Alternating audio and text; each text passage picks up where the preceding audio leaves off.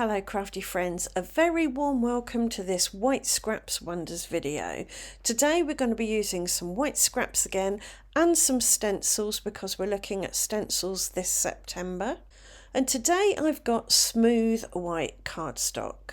In the previous two videos I used linen textured and hammered textured, but this is just smooth. And as you can see, one of the pieces has some stamping on the back of it. I have just flipped over my white scraps and then stuck them together on the back with some washi tape.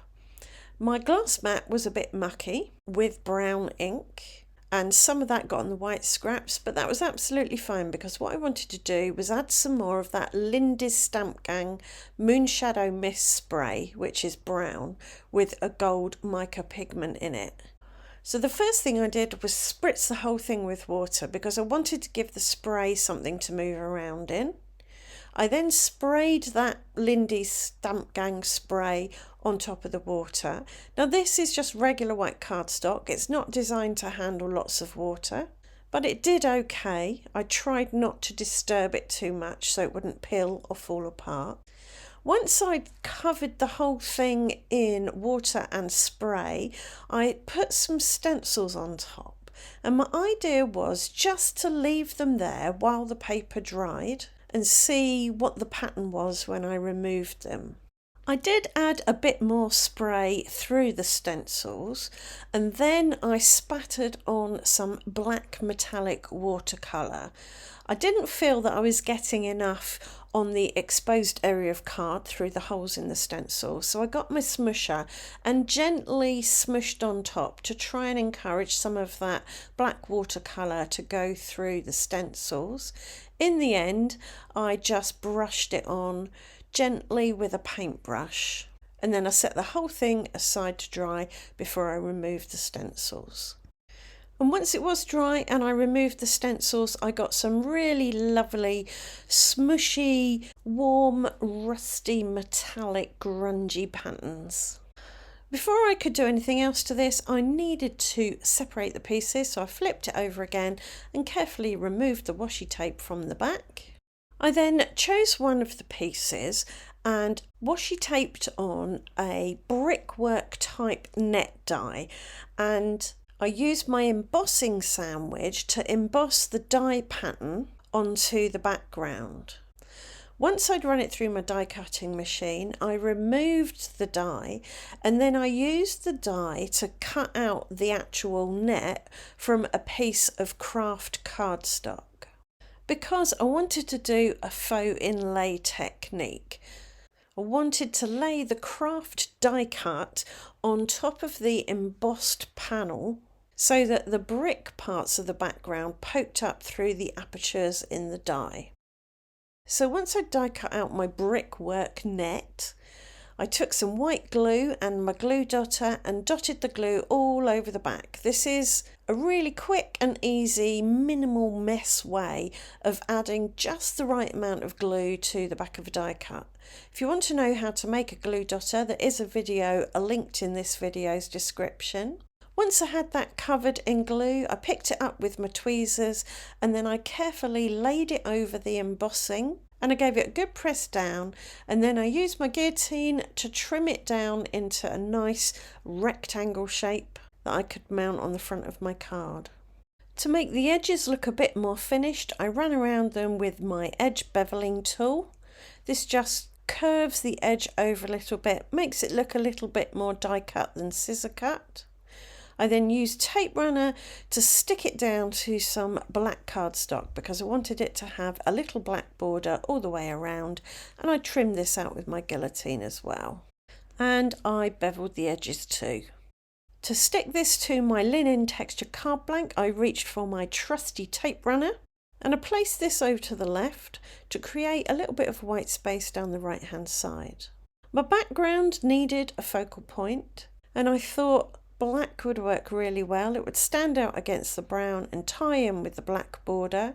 So I die cut out a nice big piece of black foliage and I stuck that on with some white glue. For my sentiment, I chose a thinking of you.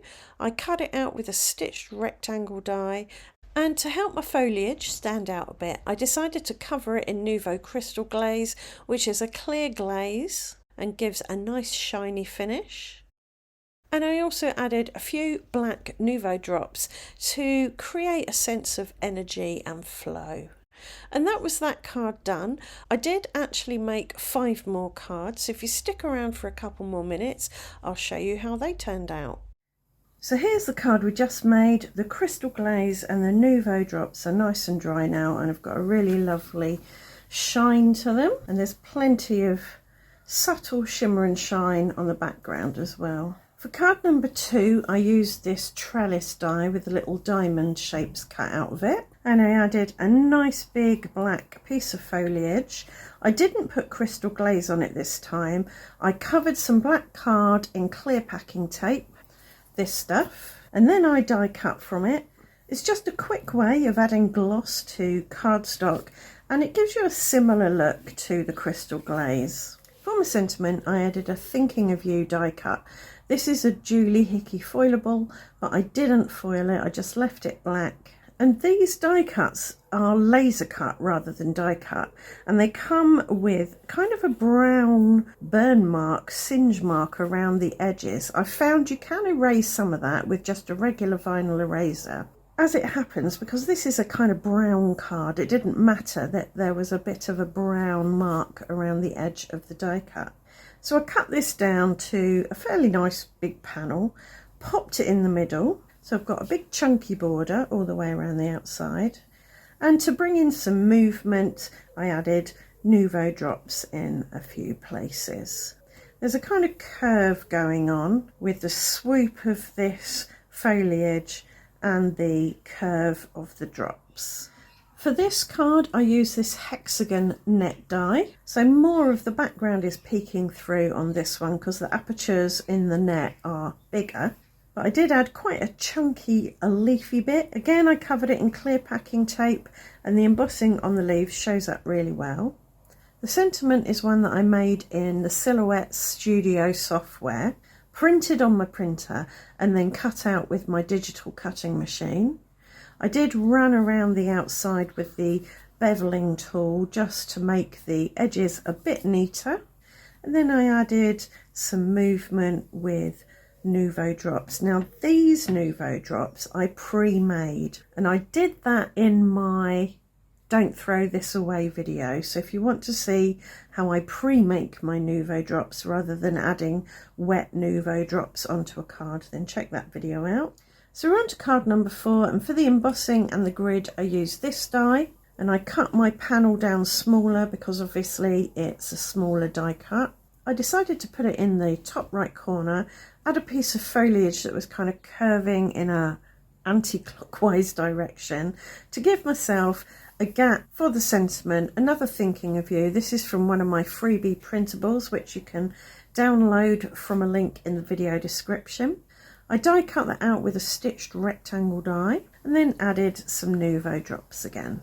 Again, these are the pre-made ones, and the advantage of using pre-made Nouveau drops is that you can put them on uneven surfaces. If you put a wet Nouveau drop on an uneven surface, it will dry unevenly and spread out and maybe seep along some lines. But if you pre-make them and stick them on with a bit of glue, you don't have that problem. So it works particularly well on a background like this, which has got dry embossing and a die cut on it. The die you use for card number 5 is this one. It's got some circles and lines in a grid, and again it's quite small, so I cut that piece of background down and again popped it in the top right for the same reason. I could have popped it on the left, but I wanted to use this fern, and it kind of curves around in that direction, which makes me want to put it on the right hand side. I added another of my printable sentiments and some Nouveau drops. For card number 6, the last card, I used this hexagon net die. As it's a long and thin die, I cut my panel down long and thin, stuck it over to the right hand side. It could equally have gone over to the left. For my foliage, I chose individual leaves and thought I'd have them tumbling down the panel. And then this Thinking of You over on this intersection of this third line and this third line here. I'm umming and ahhing about whether to add any Nouveau drops. I think it's fine without, but I'm just wondering. Let me know what you think. Should I add maybe a couple here, here and here? Right, that's it. I hope you've enjoyed this video and the last few white scraps videos. I do have a whole playlist of cards made using white scraps, so do check that out. And if you'd like to see more from me, do subscribe and ring the notification bell. And I'll see you back here very soon for another video. Thanks for watching. Bye for now.